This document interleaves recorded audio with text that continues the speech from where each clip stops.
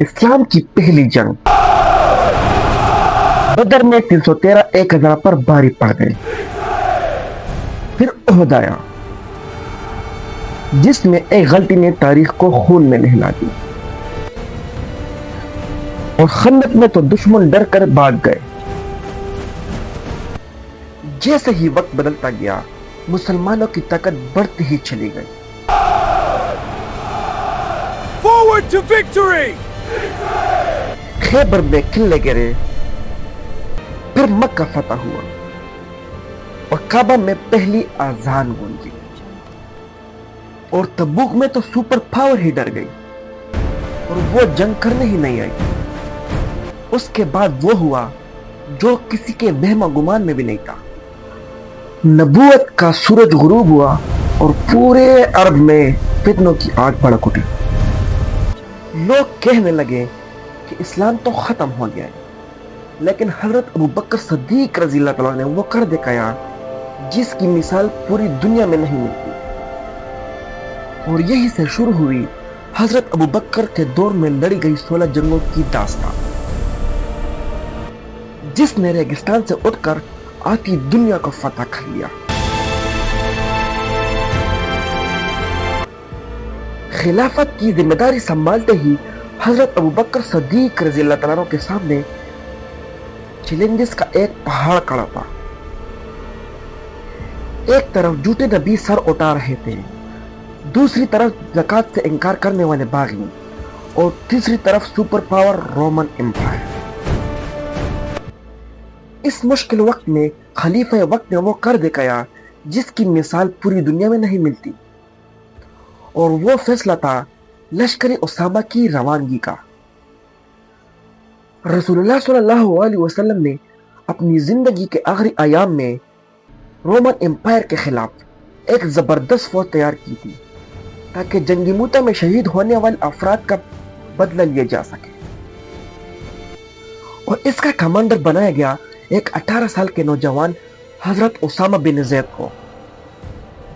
لیکن جیسے ہی حضور اکرم صلی اللہ علیہ وسلم کی وفات کی خبر عرب میں پھیلی، پورے عرب میں بغاوت کی آگ جل اٹھی. اس نازک صورتحال میں کئی بڑے صحابہ حضرت ابوبکر صدیق رضی اللہ تعالیٰ عنہ کے پاس آئے اور کہا کہ بہتر ہے کہ اسامہ کی فوج کو ابھی نہ بھیجا جائے کیونکہ ابھی مدینہ پورے خطرے میں ہے اور دشمن کسی بھی وقت حملہ کر سکتا ہے. بہتر یہ ہے کہ اسامہ کی فوج کو ابھی نہ بھیجا جائے تاکہ وہ مدینہ کی حفاظت کر سکے. کچھ لوگوں نے تو یہ بھی کہا کہ اسامہ ابھی جوان ہے، کسی سینئر جنرل کو اس کا کمانڈر بنایا جائے. تو حضرت ابوبکر نے کہا کہ خدا کی قسم، جس جھنڈے کو حضور اکرم صلی اللہ علیہ وسلم نے لہرایا ہو میں اسے کیسے اکھاڑ سکتا ہوں، اور میں اس حکم کو پورا کروں گا جو میرا آقا حضور اکرم صلی اللہ علیہ وسلم نے مجھے دیا تھا. اور فرمایا کہ جسے اللہ کے رسول نے کمانڈر بنایا ہو ابوبکر کون ہو سکتے ہیں اسے ہٹانے والا. روانگی کا منظر اتنا جذباتی تھا کہ دیکھنے والوں کی آنکھیں بھر آئیں. نوجوان اسامہ بن زید اپنے گھوڑے پر سوار تھے اور خلیفہ وقت حضرت ابوبکر صدیق رضی اللہ تعالیٰ عنہ ان کے گھوڑے کا لگام تانے پیدل چل رہے تھے.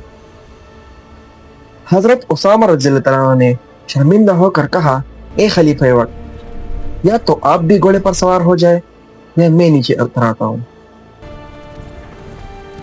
حضرت ابوبکر صدیق رضی اللہ تعالیٰ نے جواب دیا، نہ تم نیچے اترو گے اور نہ میں سوار ہوں گا. اسی مقام پر حضرت ابوبکر صدیق رضی اللہ تعالیٰ عنہ نے اپنے لشکر کو وہ ہدایات دیے جو حضور صلی اللہ علیہ وسلم ہر جنگ سے پہلے اپنے لشکر کو دیا کرتے تھے. دھوکہ نہ دینا، پڑی ہوئی لاشوں کی برہمتی نہ کرنا، کسی بوڑھے بچے یا عورت پر ظلم نہ کرنا، اور کسی درخت کو بھی نہ کاٹنا، اور عبادت کرنے والے کو تنگ نہ کرنا. اور یہ لشکر نعرے تکبیر لگاتے ہوئے مدینہ سے روانہ ہو گیا. اب اس لشکر کو مدینہ سے نکلے ہوئے چند ہی دن ہو گئے تھے کہ وہی ہوا جس کا ڈر تھا. مدینہ کے قریبی قبائل بنو حبس اور بنو زبان نے سوچا کہ مدینہ تو ابھی خالی ہے، تو انہوں نے ذوالقصہ کے مقام پر ڈیرے ڈال دیے اور زکوٰۃ دینے سے انکار کر دیا۔ انہوں نے اپنے ایک نمائندے کو حضرت ابوبکر صدیق رضی اللہ تعالیٰ کے پاس بھیجا اور کہا کہ ہم نماز تو پڑھیں گے لیکن زکوٰۃ ادا نہیں کریں گے، ہم سے یہ سمجھوتا کر لو ورنہ ہم مدینے کو تہس نہس کر دیں گے۔ حضرت ابوبکر صدیق رضی اللہ تعالیٰ نے جواب دیا کہ رسول اللہ صلی اللہ علیہ وسلم کے دور میں تم ایک اونٹ دیتے تھے اور اس کے ساتھ رسی بھی دیا کرتے تھے، اور اب سے تم اونٹ دو اور اس کے ساتھ رسی نہ دو، پھر بھی میں تمہارے خلاف جہاد کروں گا۔ نمائندے واپس آ گئے اور لشکر کو بتایا۔ جب انہوں نے دیکھا کہ حضرت ابوبکر صدیق رضی اللہ تعالیٰ سمجھوتا نہیں کر رہے تو دشمن نے راتوں رات اندھیرے میں مدینہ پر حملہ کر دیا۔ مدینہ میں تو گنتی کے چند ہی لوگ رہ گئے تھے، لیکن جب دشمن نے حملہ کر دیا تو تاریخ نے ایک عجیب منظر دیکھا۔ حضرت ابوبکر صدیق رضی اللہ تعالیٰ نے خود فوج کی کمان سنبھالی اور اپنے اونٹ پر سوار ہو کر ہاتھ میں تلوار تامے دشمن پر ٹوٹ پڑے۔ پہلے حملے میں مسلمانوں نے دشمن کو پیچھے ڈھکیل دیا۔ حضرت ابوبکر صدیق رضی اللہ تعالیٰ نے انہیں سانس لینے کا موقع بھی نہیں دیا اور راتوں رات ان کے پیچھے کرتے رہے اور انہیں میدان چھوڑنے پر مجبور کر دیا۔ حضرت ابوبکر صدیق رضی اللہ تعالیٰ نے ثابت کر دیا کہ مدینہ کی دفاع کے لیے صدیق کا ایک للکار ہی کافی ہے۔ ایک طرف مدینہ کا ایک کامیاب دفاع تھا اور دوسری طرف لشکر اسامہ کی پل پہنچ چکا تھا۔ ان کا اصل ہدف ابنا کا مکان تھا جہاں اسامہ کے والد زید بن عارثہ شہید ہوئے تھے۔ انہوں نے کبھی سوچا بھی نہیں تھا کہ رسول اللہ صلی اللہ علیہ وسلم کی وفات کے بعد اتنی جلدی مسلمان ہم پر حملہ کر سکتے ہیں۔ صبح کا وقت تھا جب حضرت اسامہ رضی اللہ تعالیٰ نے بجلی کی تیز رفتار کے ساتھ دشمن پر حملہ کر دیا اور اسلامی فوج کا نعرہ بلند ہوا۔ رومن امپائر حق کا بکا رہ گئی کہ یہ کیسا لشکر ہے جس کو موت کا خوف نہیں بلکہ شہادت کا شوق ہے۔ حضرت اسامہ رضی اللہ تعالیٰ عنہ خود دشمن پر ٹوٹ پڑے اور دشمن کی فوج کو تتر بتر کر دیا اور وہ میدان چھوڑ کر بھاگنے لگے۔ یہ جنگ 40 دن کی تھی۔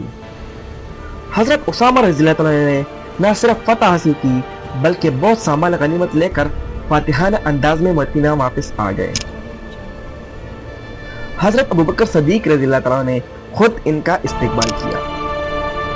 اس حملے کے بعد عرب کے دوسرے قبائل خوف زدہ ہو گئے۔ انہوں نے سوچا کہ مسلمانوں کے پاس اتنی طاقت کہاں سے آئی کہ وہ دنیا سے سب سے بڑے سپر پاور پر حملہ کر سکتی ہے۔ اس کا مطلب یہ ہے کہ مدینہ میں ان کے پاس بہت بڑی فوج موجود ہے۔ حضرت ابوبکر صدیق رضی اللہ تعالیٰ کی اس نصیحت نے اقتدار کو کچلنے پر مجبور کر دیا۔ لشکر اسامہ کی واپسی نے مدینہ کو ایک نئی زندگی دی، لیکن خطرہ ابھی ٹلا نہیں تھا۔ عرب کے ریگستانوں میں فتنوں کا دعا اب بھی اٹھ رہا تھا۔ جھوٹے نبیوں نے نبوت کا دعویٰ کر دیا اور اسلام کا مستقبل ایک بار پھر خطرے میں تھا۔ تو ناظرین گرامی، ہماری آج کی ویڈیو یہی تک تھی۔ اگر آپ کو ویڈیو پسند آئے تو میرے چینل کو سبسکرائب کریں، ویڈیو کو لائک کریں اور دوستوں کے ساتھ شیئر کریں۔ تو ملتے ہیں اگلی ویڈیو میں، تب تک کے لیے خدا حافظ۔